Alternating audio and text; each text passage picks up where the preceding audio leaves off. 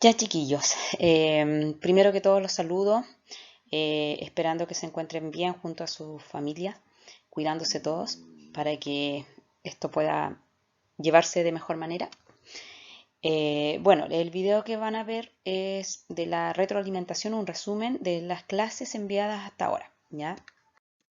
Parto con el tema de expresiones algebraicas, que antes de que ya nos tengamos que quedar en casa, comenzamos a ver algo, ¿cierto? Y quedamos en la reducción de términos algebraicos. Entonces, retomo todo de nuevo. Recuerde que un término algebraico está compuesto por el coeficiente, que es numérico, ¿ya? Y la parte literal o coeficiente literal, ¿ya? Que corresponde a las letras, a lo que está después del número. Si obviamente puede ser que un coeficiente numérico tenga un signo negativo es porque está negativo, entonces el coeficiente numérico es negativo, si no es positivo. Luego de eso vimos que estos términos algebraicos se podían clasificar. Entonces, si tengo un solo término algebraico, lo llamamos monomio. Dos términos algebraicos, binomio. Tres, trinomio. Cuatro o más, polinomio. Recuerden que como yo sé cuando es uno o dos o tres o cuatro más, todo lo puedo observar a través de si están separados por una operación matemática. Por ejemplo, el binomio son dos porque si te fijas en el ejemplo, está separado por una adición o un signo más en este caso. En cambio, el monomio, no, hay un signo menos adelante del 3, pero no hay nada más después de eso. Entonces, por eso es monomio.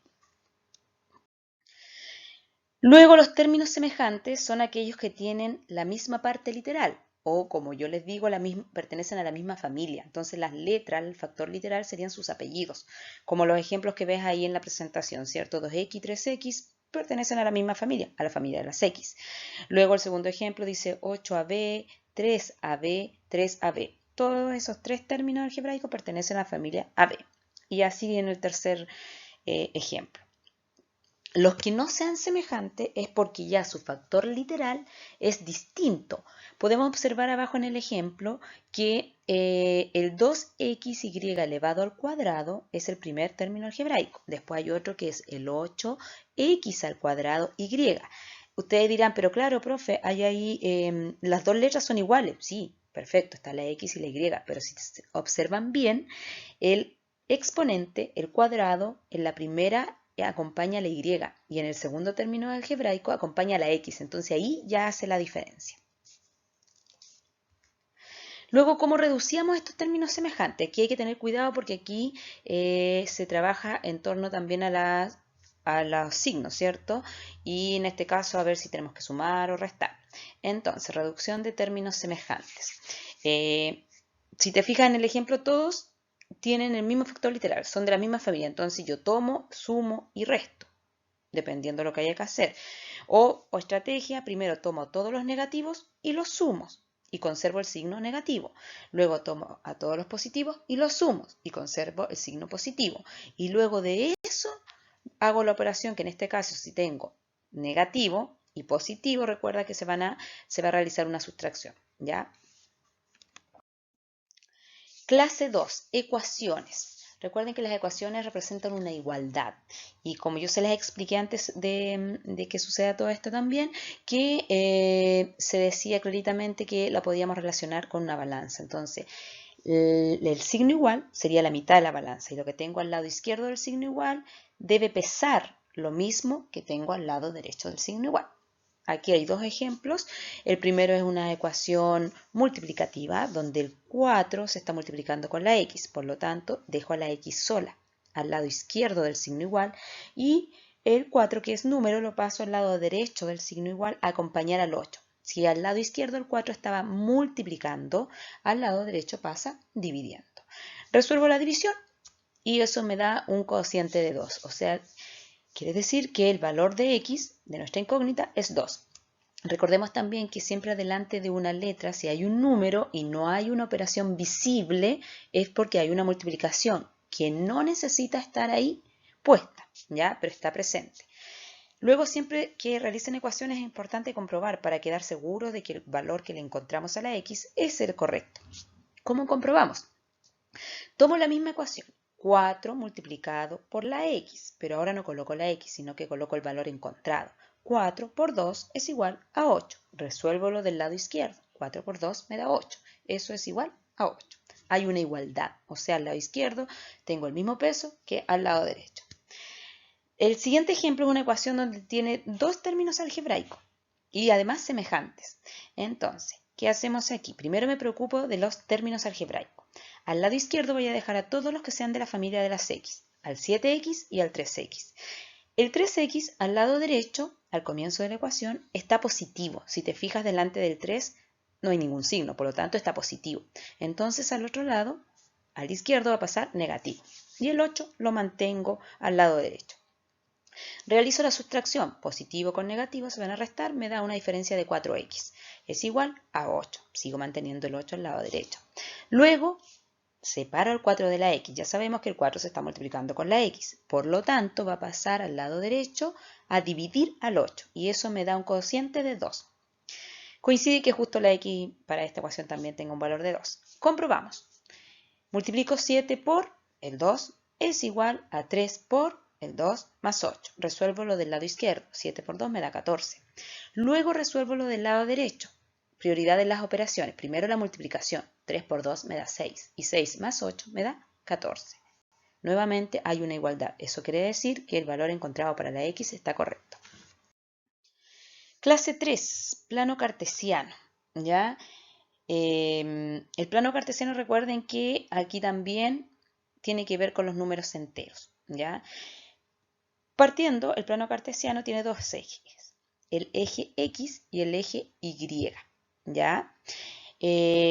Como son dos ejes, se forman cuatro cuadrantes, ¿cierto? Y se ve ahí en la imagen. Cuadrante 1 está compuesto solo por números positivos. Cuadrante 2 está compuesto por números positivos y negativos. Cuadrante 3 está compuesto solo por números negativos. Y cuadrante 4 está compuesto por positivos y negativos. Y recuerden que al centro de todo esto está el origen, el 0.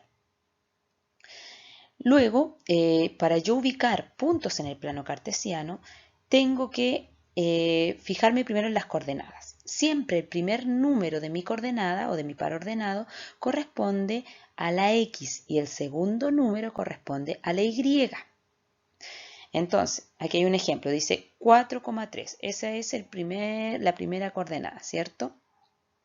Entonces, ubico el número 4 en X. Como es 4 positivo, entonces me voy al lado de las positivas de la X, 4. Y luego ubico el 3 en la Y, que también está positivo. Y donde se unen estos dos puntos, coloco la letra, en este caso la A, ¿ya? O de repente en algunas ocasiones puede ser un dibujo, pero hay algo con que, o en otras ocasiones también es solo la coordenada, pero algo que identifique que ahí está la coordenada, ¿ya? Vuelvo a insistir, siempre primero el valor de la X y después el de la Y. En el ejemplo, la coordenada B dice que B está ubicada en 7 positivo, que corresponde a X, y en 2 negativo, que corresponde a la Y. Donde se unen esto, coloco la letra B, que ahí está puesta. Luego ya, chiquillos, pasamos a la unidad número 1 de números enteros y potencia, que esto corresponde ya a octavo básico, lo que ustedes tienen que manejar. Para eso aquí ya aplicamos la regla de los signos, que yo hago hincapié nuevamente. Esta regla de los signos se ocupa para multiplicar y dividir, no para sumar y restar números enteros, ¿ya? Para multiplicar y para dividir es la misma regla de los signos, ¿ya? Más por más me da un resultado positivo. Menos por menos, resultado positivo. Más por menos, resultado negativo. Menos por más, resultado negativo. Si lo vemos de otra forma, si yo multiplico o divido números que tengan igual signo, siempre el resultado va a ser positivo. Pero si tienen distintos signos, siempre el resultado va a ser negativo. A la derecha del video tienen ejemplos ya con números, ya que es lo mismo que dije, pero ya he representado con números. Clase 2. Aquí ya ocupamos los números racionales también. ¿ya? Y partimos con decimales y fracciones, que esto es un contenido de sexto básico que se vuelve a retomar en octavo, que me parece muy bien porque de sexto a octavo ya como que de repente se olvida, ¿cierto? Entonces, convertir de fracción a decimal. Para convertir de fracción a decimal se divide, por eso está la línea fraccionaria que recuerden que indica división. ¿Y qué se divide? Se divide el numerador con el denominador y ahí me va a dar un número decimal que a veces va a ser finito, infinito periódico o semiperiódico. ¿Ya? Eso dependiendo de cómo va o los números que tenga en este caso la fracción.